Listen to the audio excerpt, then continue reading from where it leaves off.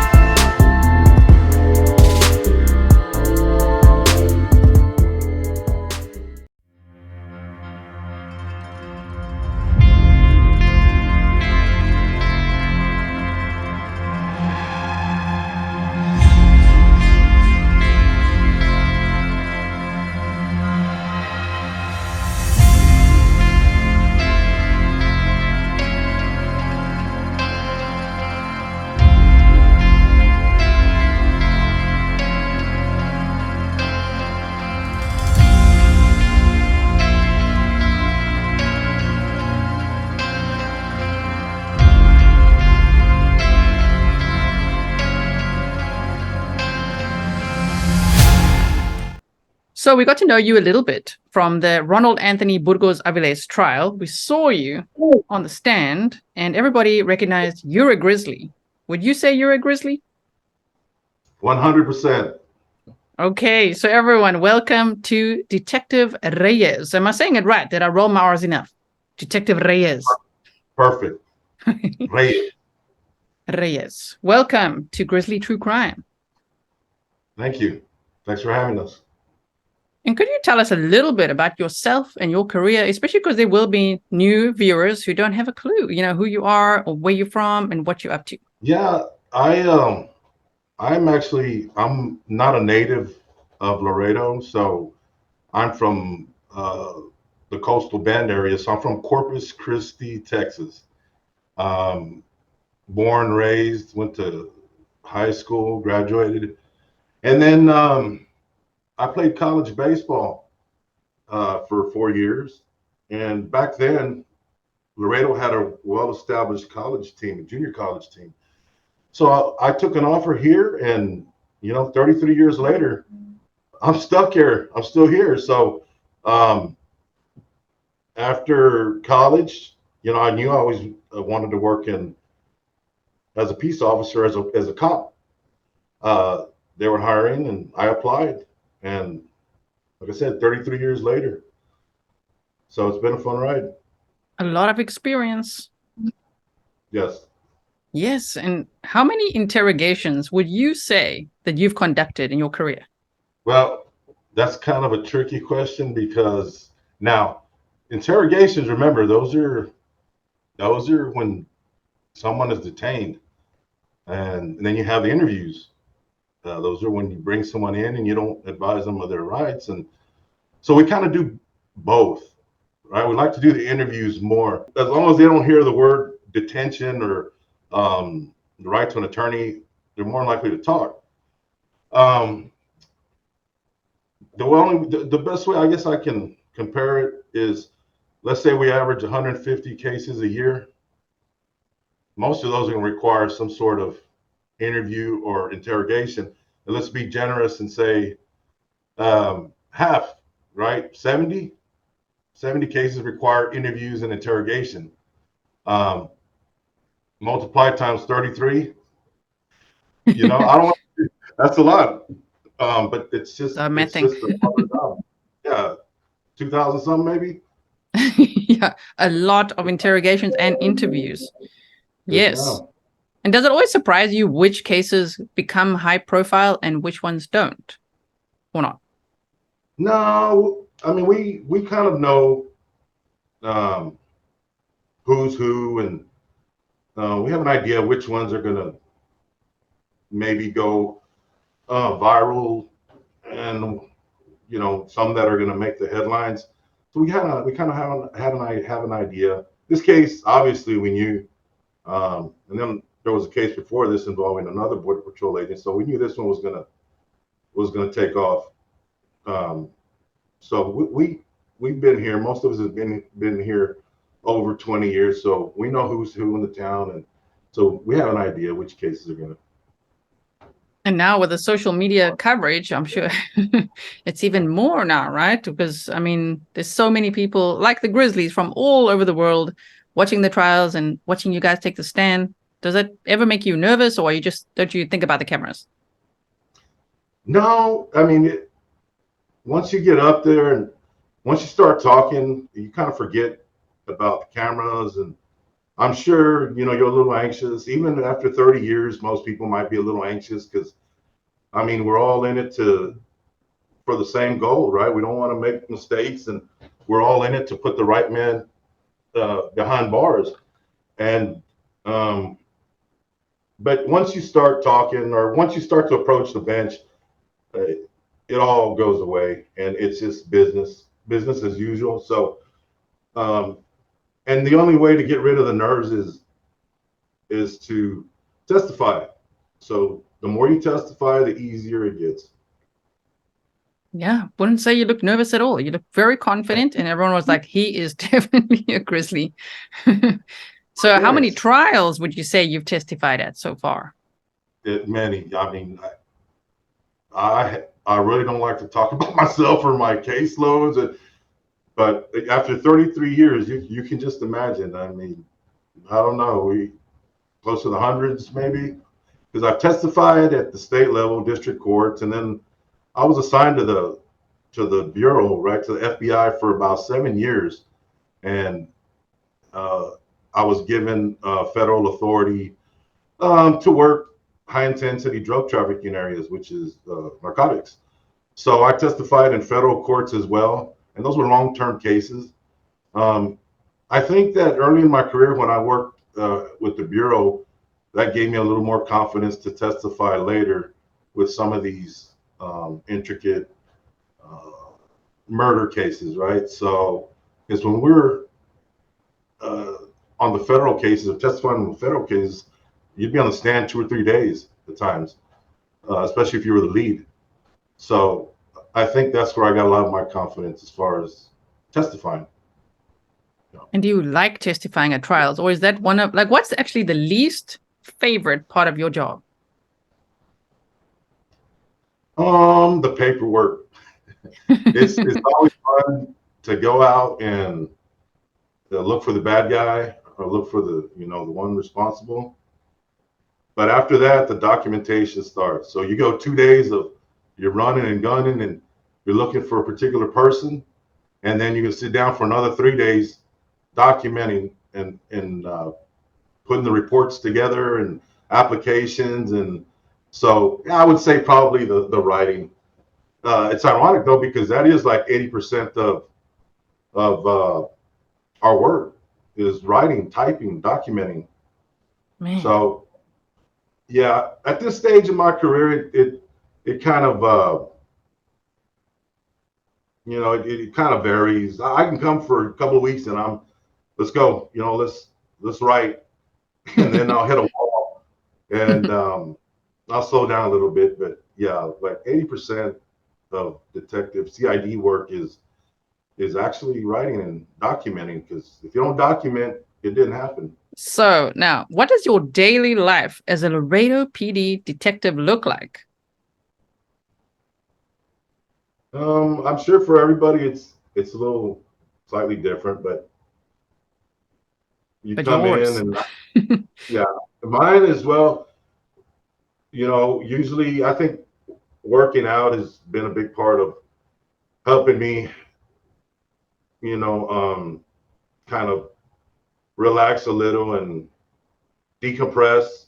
So working out is, if I miss a workout, I feel like, I don't know, I guess it's a mental deal, but I feel like I'm feeling a little sluggish. So it's working out and then come into the office and continue with the day, whether it's typing all day or looking for somebody, or search warrants. And then there's times when you're in homicide that really there is no typical day, because it could be 5 till 10, which the end of your shift, and the emergency tone goes off, and you're out for the next 2 days working a case like this one. So there really is not like a normal day in homicide, because, and that can happen 2 or 3 times a day. So props to everyone who's been a part of robbery, homicide, or worked homicide cases. It takes a special person to want to be there and to work those types of cases, because the hours are very demanding. But the reward, it is worth it. The reward but the outcome is worth the hard work and the hours. Yeah, making a difference in society. I can imagine if people aren't very passionate about the job, you'll see that real quick in that type of job, right? You have to be. Especially in this division, right? They'll hit a wall really quick, and it happens, and it's just not everyone is made for this type of work. So it's nothing against anybody, right? It's just not their cup of tea. So yeah, we've got many sections here, and they can pick and choose from those sections. But to work here, it's a special type of person. So my hats and my respect to everyone who's worked. Hats go off to everyone who's worked in the homicide division. Yes, especially our guys here in Laredo PD.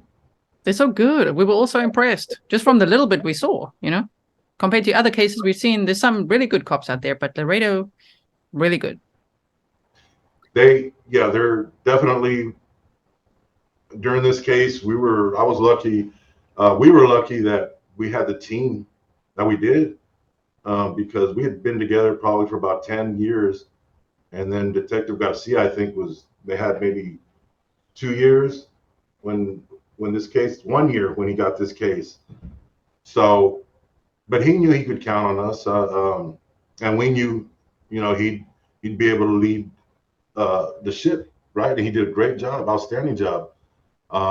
It was a complex case, and but everyone involved, everyone behind the scenes, we all had the same goal, and it was to put the right guy behind bars for the Hernandez family.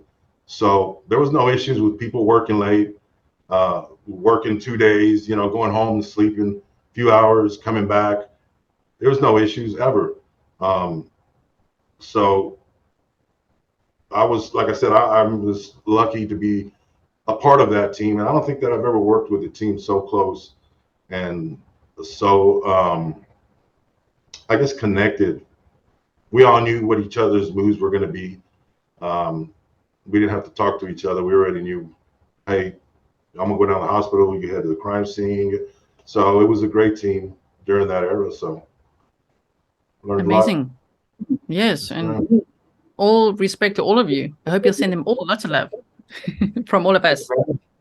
Sure. Can you tell us a little bit about the stages or phases of an interrogation? The stages they're going to be different in every, I guess, maybe department, or, you have psychologists who break it down, and it's different. You're going to get different opinions. But I think like the phases probably are always going to be the same. The phases don't really change much. Some will say you have 4 or 5 phases, but usually it's the first phase is always going to be like your preparation, right, for the interrogation or the interview, and then hopefully a little something about the defendant or the suspect, so you can pick and choose which technique you're going to use, right? Mind you, there's your A through Z that you can use. So that's why it's important to try to get to know your guy a little bit before. And sometimes it doesn't work. So you go in there and on the fly, you got to pick and choose what technique you're going to use. And then, of course, after the approach is going to be the questions, the type of questions that you ask the interviewer, the interrogation itself. And then finally would be the results. What are the results of the interrogation? What did you actually get out of the interrogation? Just because someone doesn't fully admit to committing the crime, if you read between the lines, sometimes they're confessing without confessing. Mm-hmm. Also, there's an old saying, and I've heard it from the very first day I started with PD, from the old G's, the old cops back in the days, was, uh, a lie is just as good as a confession during an interrogation sometimes. So I still believe in that. And it's been proven over and over. Okay, and would you say that you take the bad cop role in a good cop, bad cop scenario? I don't know if that's like, if it even happens, but while we were watching the interrogation, they're like, oh, he's playing bad cop. Would you say so? Yeah. I mean, it's just, I'm the bigger guy, heavier guy. I got the deeper voice. I'm older. So it's not that hard. Usually I'll take and it's known as the good cop, bad cop, but really all it is just one being the antagonist, or confronting the defendant when we know or we think he's lying, right? And then the good cop is just someone who's a little more passive, and someone who is able to show a little bit of empathy, right? And I think in this particular case, I'm going to say we used A through Z because of the type of person and the personality that we were dealing with. So we had to mix it up a little bit. But once we figured, there was a point in the interview where there was no return for him. There was no turning back. So that's when we kind of stepped on the gas a little bit and just kept applying the pressure. And, before you know it, I think he tired himself out because he couldn't keep up with the lies anymore. And you guys saw it. I mean, that's open for interpretation, right, or opinion. But basically, he couldn't keep up with the lies anymore. And as you saw also, my partner who was stellar in his questioning, Ernesto Elizondo, there's times where I would leave him alone with the defendant Burgos. And that was all that was all part of the plan, because he wanted to talk. He didn't want to talk to me. He wanted to talk to Elizondo. Mm-hmm. And if you guys look back on the interview, there's times where Elizondo, like, I wish he was here to talk about it. But he was outstanding. He asked the defendant, he says, hey, put yourself, you're the only person who knows what happened out there. Put yourself in the jury box. Now you're looking in at yourself. What do you think? And the guy says, I would say I'm toast. I'm toast. Now, that's, again, is open for interpretation, but in my opinion, he's confessing without confessing. I mean, he got tired of trying to cover up the lies, and Yes, this is basically what happened. He ended up stepping on his tail. Yeah, like I said, I was very impressed with his questioning, because when I would step out, I would go to the camera room to see what they were talking about and if he was getting anywhere. So I saw that he was trying to let things off his chest, right? And then I'd come back in with some new information, right? And at the same time, we didn't want to give him too much. We don't want to show him our hand. And if y'all noticed also, at the very beginning, we tried to establish a rapport, but it just wasn't going to happen because, number one, he's law enforcement. He knows the game. Number two, right off the bat, he says, I asked him, well, let's just start off with a little timeline from the morning till now. And that's just a few hours ago. And he couldn't remember that. So right off the bat, he says, you're going to have to ask me what you want to know. Mm-hmm. And that right there is a red flag. It's telling me that this guy doesn't want to step on himself. He doesn't want to step on his tail. He doesn't know what we know. Number two, he has narcissistic qualities, characteristics. Mm-hmm. He thinks that he can actually talk himself out of this. And number three, he's interrogating us at the same time. He wants to keep going because he wants to know exactly what we have. So, that's why people are like surprised, like, why didn't he ask for an attorney? Because of all those three reasons right there. So makes sense. Yeah. And he was trying to get you to apologize to him.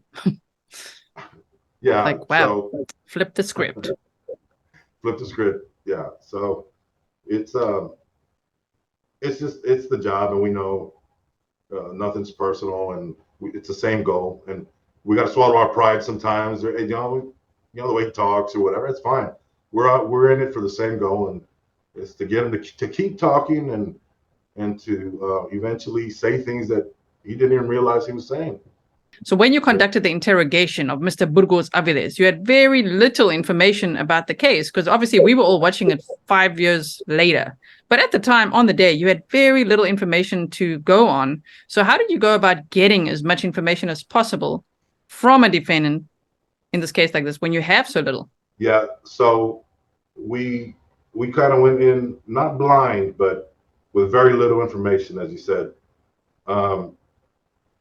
But from the very beginning, on the balance or the scale, the balance of scale, he was at the low end because he was denying everything, and the family had already, shown proof of the relationship, and he was denying all of that. So right off the bat, we knew that we could probably pressure him a little harder than if we didn't have that information. During the investigation, the guys are out there and they're working hard, fast, and they're trying to relay information to me. So if you can see, I'm on my cell phone, and I'm sure people are thinking, "Hey, this detective's ordering a steak. He's telling his wife to cook steak for what's for supper, honey?" Or no, the detectives are sending me text tidbits left and right, trying to give us as much insight as possible, so we can have, and if we had to use during the interrogation, we'd have it as ammunition, right? And they were great. All the guys that were out in the streets were giving us and keeping us posted on all the latest news and information regarding the relationship and everything else. So that's why you see the cell phone activity, because detectives and even the CSIs, everyone who was working the case, they were keeping us up to date. So that's how we were able to eventually get a little advantage, because we knew more than he thought we knew. He was quite aggressive. Did that surprise you at all, or is that pretty common, in a situation like that? Well, no, it didn't surprise me. When you're desperate and you have those qualities, that's what you expect. They're called smoke screens. So he's trying to get our attention away from the crime itself, right? And he's throwing his hissy fit, and oh, woe is me. I'm offended. It's just the smoke screen. So that's where I come into play, right? I just go right. I don't even hear that, and just call him out on what we think he's omitting and what he's lying about. So no, the aggression didn't surprise me one bit at all. I mean, it was all part of his show. Am I correct that you were the detective that saw Burgos's name on his uniform when it was broadcast over the radio that Grizelda was meeting an Anthony Burgos at the park? And what did your gut tell you to do? Yeah, you're correct. I was at the Father McNaboe Park at the time, and Detective Garcia he had a whole lot on his plate. So I asked, "What do you need?" There's enough people here at the crime scene, the main crime scene.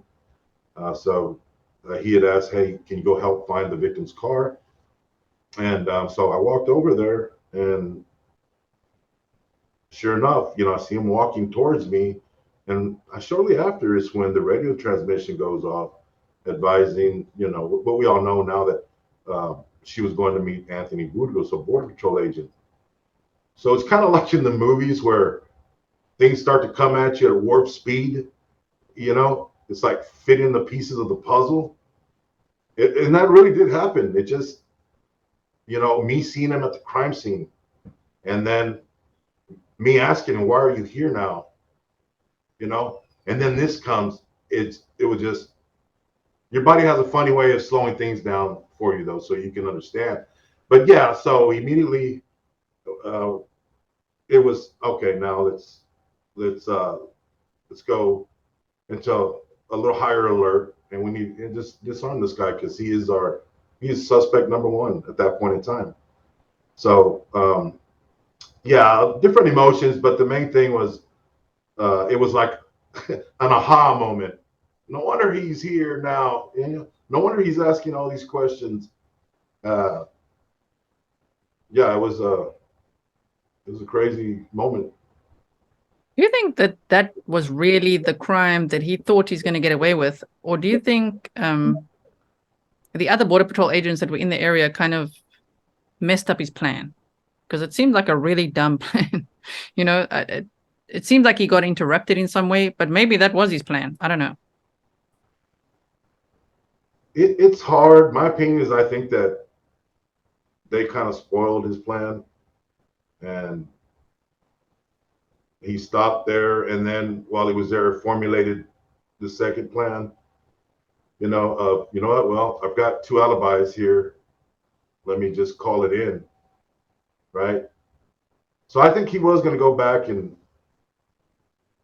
try to clean up, but I believe that the two agents that were there kind of ruined his plans, and so he decided to go with plan B, and that was, call it in while they're there. At least their alibis it. I didn't do anything at that particular time. There's different theories, right? And it's a matter of opinion because he's never going to talk about it, at least up to this point. But yeah, great question. That was actually my next question. Why do you think, I mean, it's a little bit obvious, but why do you think that Burgos has never confessed to murdering Grizelda and Dominic? Again, I think we go back to his personality and his, it's all about him. And I think in the long run, he still thinks he has a chance of maybe getting out on some appeal, technicality, what have you.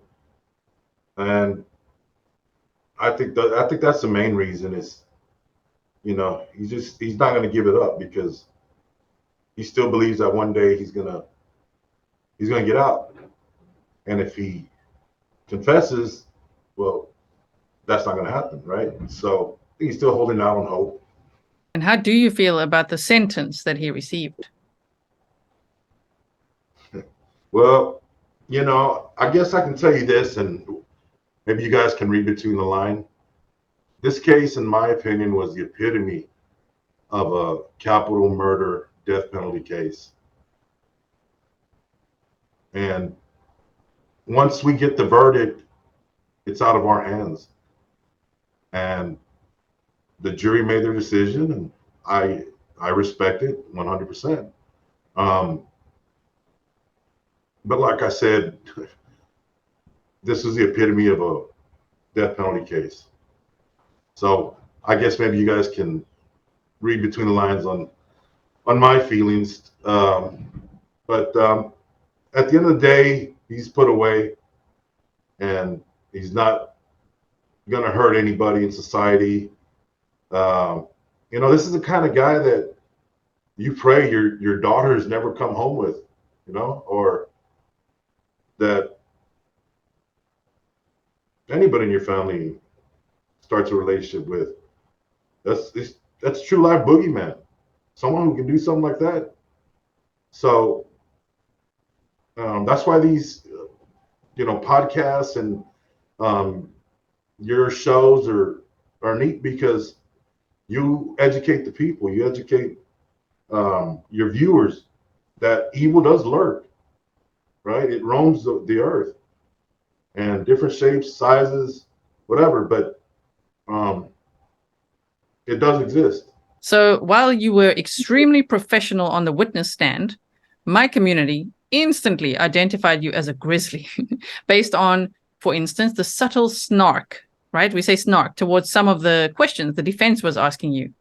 Would you say you felt just a little bit snarky? When your eye rolled a little bit and drank some water? Did you feel a little bit snarky? And again, are you a grizzly? Well, you've got a great eye I didn't think anyone was going to see that, but you picked it up. Yeah, I just kind of was like taken back at the question. It was just the jury just viewed the whole interrogation interview, and instead of responding, I guess the snarkasm came out of me, and, and he picked it up. I think that every now and then it's fine to to use your I guess snarky or snarkasm and in at the right places, the right times. So that was one of those times, I couldn't say anything, and I was like, it doesn't even deserve an answer, you know. So you have a good eye, though. You caught me. So what do you do? I know you said in the beginning you do sport, but what do you do in your personal life to de-stress and stay focused in your intense career? Well, I'd always worked out. I was a gym rat. It was either before shift or after shift, and then you get older, and so I wanted to change the pace, and I picked up boxing actually at the age of 38, 39, and started off as just a one fight deal and training, and I felt great, felt like rejuvenated and come to work and ready to go. And 8, 9 years later, I had a few fights, and boxing actually helped me a lot because you can decompress, and you can work out as hard as you want, and you can punch things, and you can let it out and legally punch things, right? But I find that boxing was great, and then of course I got to be careful now. Age creeping up on me, and my mind thinks that I can keep going, but the joints are not like they used to be. So, but yeah, it was lifting, weightlifting, running, and then boxing towards the end there. Absolutely.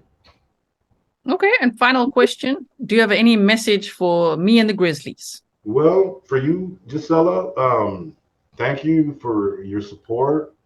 Thank you, community, for all the support during this trial.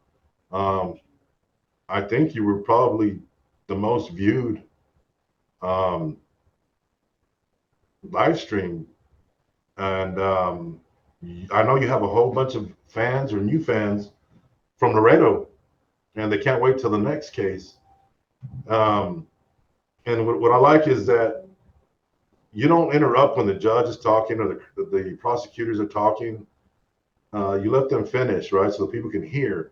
And then if there's some legal jargon that needs to be interpreted, you'll jump in and you'll say, this is what they're talking about. So you're educating the people, right? And I'm sure that's part of the reason that they love your show, that they love your content. And then I like that your viewers are classy. You may see a little sarcasm or snarky comments, but other than that, most people show respect to one another, and it's like we're talking about the lead detective being the captain of the ship. You're the captain of your ship, right? And you'll make, if I've seen you call it out. If you see some remarks or they jump to conclusions really quick, you're quick to say, hold on, we're not there yet. I'm not convinced yet. We haven't seen everything. And you're educating the people, right? And props to you for doing that, because they get an insight on how the legal system works and how we work and why we do some of the things that we do. And to all the Grizzlies out there, be kind to one another. Hold your loved one a little tighter, because tomorrow is never promised. And never lose your sense of snarkasm. Always have it handy. It's like that, a break glass in case of emergency. Always keep it in that glass case, but bust out with it as soon as you need it. So, salute. That was such a great message. Oh, my word. Thank you so much. Hello. Oh, my word. I'm so honored to have you here. I'm honored. Welcome to Grizzly True Crime. And this is Detective Garcia. For those who don't know, you may have seen him in the Ronald Anthony Burgos-Aviles trial, fighting for justice for Grizelda and Dominic. So could you tell us a little bit about yourself and your career? Oh, okay. Well, I don't think I'll be as exciting as Detective Rick Reyes. But yeah, just to keep it short, um, I'm from Laredo, born and raised, Laredo, Texas. Um, I guess I think your Grizzlies know that Laredo now is a border city. It borders Mexico. Um, I was I was hired by the Laredo Police Department in 2004. I worked as a patrol officer for 14 years. And within those 14 years, I was also a field training officer. So I got to pass on my knowledge to the new recruits, which are now patrol officers, investigators, sergeants, and hopefully soon they'll be lieutenants. And um, I was promoted to the rank of investigator back in 2017. Um, and by January 2018, I was assigned to the Capers Division, which stands for Crimes Against Persons Division. And in that division, we investigate harassments, we investigate assaults, aggravated assaults, robberies, aggravated robberies, kidnappings, aggravated kidnappings, and murders, homicides. Um, and I've been there since I'm going on 6 years already there at Capers. So as you got there, this was a very big case to be the lead detective on, right? Yes, it was. It was. Wow, and you did a really good job from what we could see. All right, thank you. So how are detectives assigned as the lead on a case, and what did it feel like for you to be the lead on such a high-profile case? Well, in our division, in our agency, the way it works is that a patrol officer will go to a call, take a report. They'll forward it to the appropriate a division, and the supervisor will assign the case. In our division specifically, we're a total of 12 investigators at the Capers.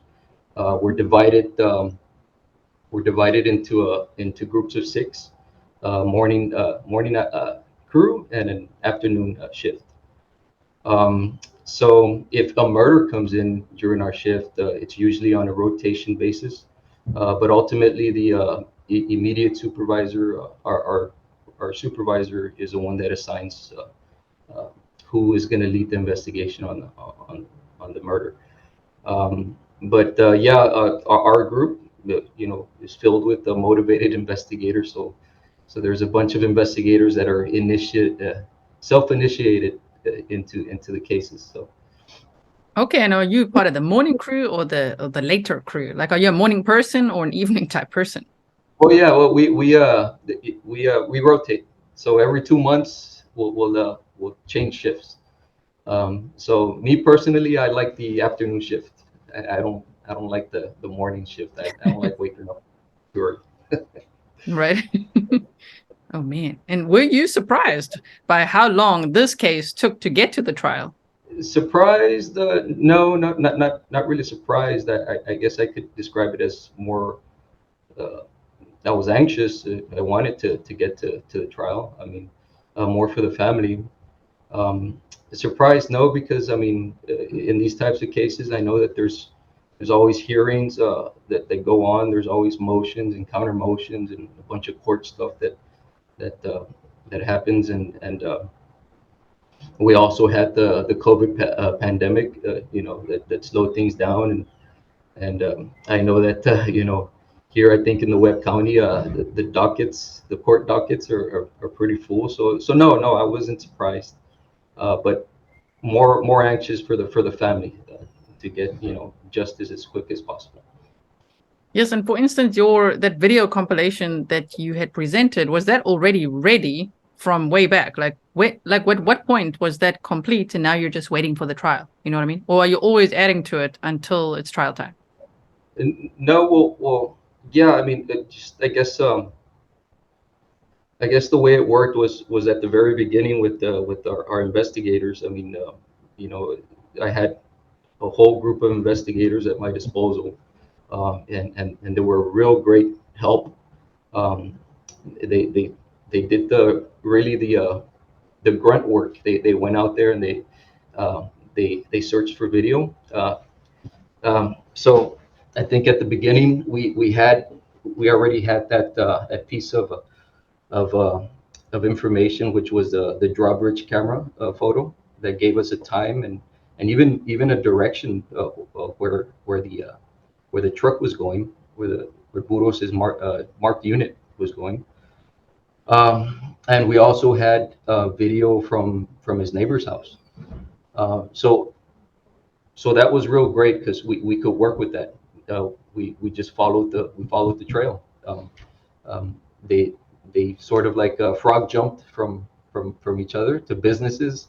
We were able to get his route in video and to present it to not only just the district attorney, but in the future for the jury in a concise and coherent way. We were able to enlist the help of OPR. I don't know if you remember her, Adriana Escamilla, which stands for Office of Professional Responsibility. Um, she was a case agent in charge for her side, and she was able to get us in touch with a great U.S. Customs officer who helped us with the video compilation. So we did all the work, and we gave him all the videos, and we told him, okay, this is the route, and he had the skills and knowledge and the technology to do the compilation, and you saw the end result. So It was so good. I mean, for just my little community, the trials we've watched, that was the best compilation we've seen because it's so useful for the jury to be able to visualize exactly that. That's what I try to do when I'm covering true crime is like show some map time and then show this timeline, but you put it all together. It was so good. yeah. So I think like if your Grizzlies are like me, I mean, I sort of have that, sometimes that squirrel moment, where my focus goes out of whack. So yeah, I mean, short and concise is good for me.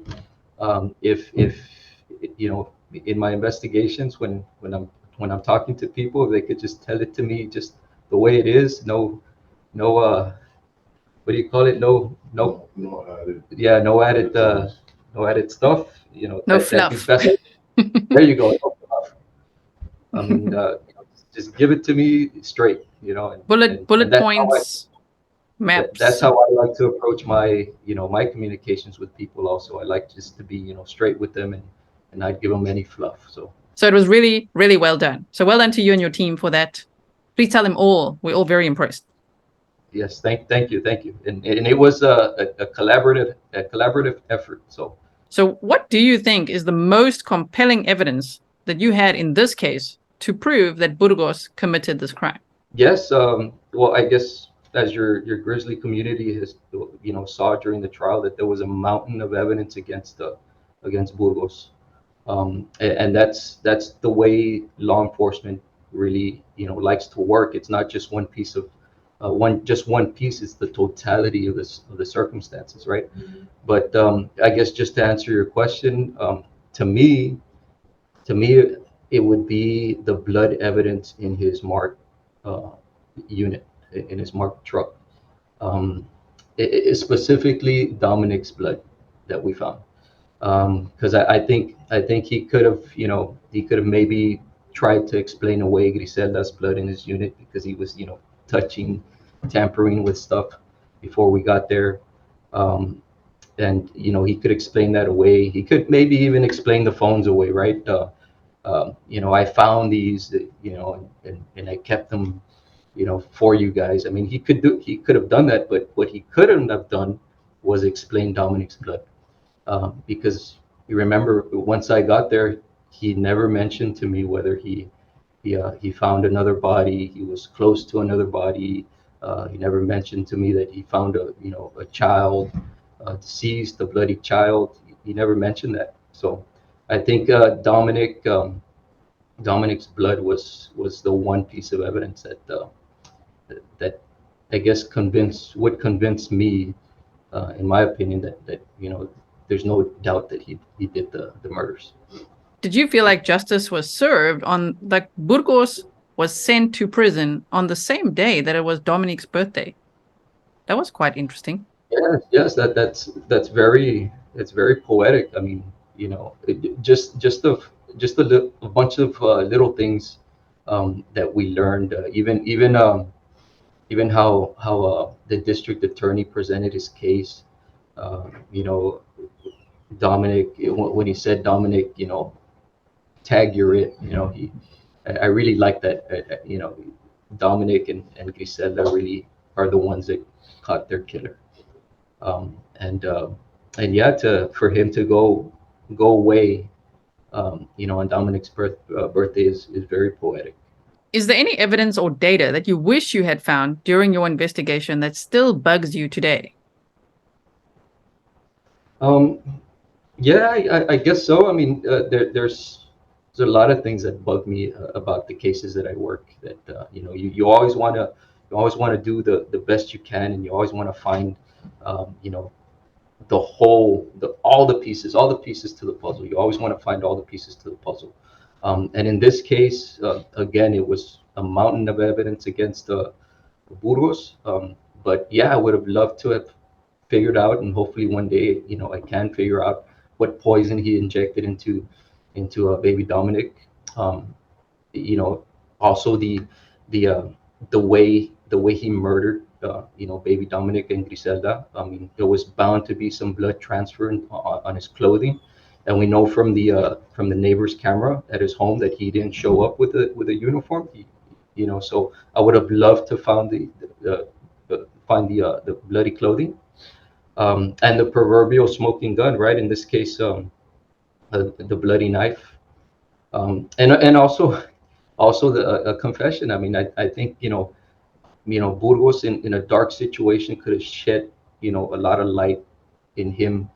I guess in the words of a wise man, in him growing some nuts and giving the full story, because really the only ones that know what happened exactly are Griselda, Dominic, and Burgos.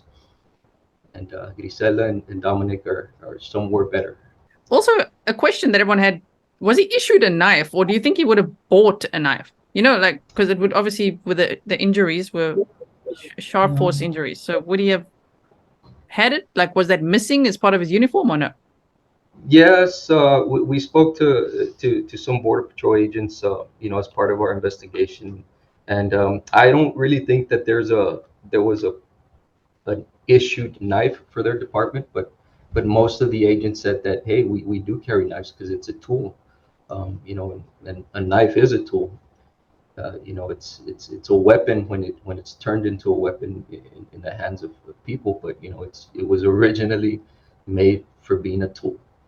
And the Border Patrol, they work in the brush. They do, just part of their duties. A knife would be a very handy tool. Okay, so you come across as an extremely patient man, are you? And if so, how do you maintain such focus during long testimonies at the trial as you present the evidence to the jury? Okay, well, I really don't think of myself as a real patient man.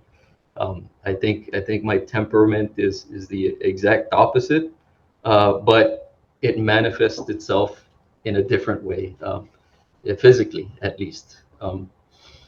I've been told by family members and friends and coworkers that I am a patient man, and I've been told by others that I'm not. So I guess you could say that I am, but I really don't think I am a patient man. My mind is 100 miles an hour all the time. But do you think you've got a lot of stamina then? Because you might be like really focused, and that could come across as patience. Like, I think you're focused with stamina, and you're just going through all your bullet points, right? Yes. I think focusing. I guess as part of your question. Yeah, it's just knowing your case, knowing your stuff, and just taking your time on the questions. Um, I guess patience. I believe patience is learned. It's taught, with years and with the people that you immerse yourself with. Um, and Yeah, you take it from there. I guess you need to know the things that you're going to talk about. You need to have knowledge, and I think that sort of gives you confidence and sort of settles the nerves. So Well, you came across, as I say, we were like, whoa, you're so patient, methodical. I mean, all the yes. compliments. All the compliments were flying in the chat. I don't know if you saw it. Were you aware of Grizzly True Crime and all these people watching? Yes, yes, I heard a lot of stuff about you guys, the Grizzly. Yeah. No, there were definitely some times that I was tired. I don't know if you guys noticed that the emo was really the emo where they were presenting the documents that I was reading off was very, it would go out of focus and then you be moving. So my head was, hurting a little bit. So yeah, but I had to, tough through it, and I did. And yeah, there were times when I was, tired, but you just got to truck through it. So Do you actually think that's part of his alibi plan? Like the type of sexting you were doing right before and then later? Do you think that's how he is? Or it's part of his plan to be like, well, this is what I was doing. I wouldn't be killing someone. You know what I mean? no, I think it's part of both. I think that's the way he really is, and yeah, he could have done it just to get an alibi, So, but I really think it's more of who he is. That's a scary thought, huh? Mhm. So how do you feel about the sentence that Burgos received? I guess as a law enforcement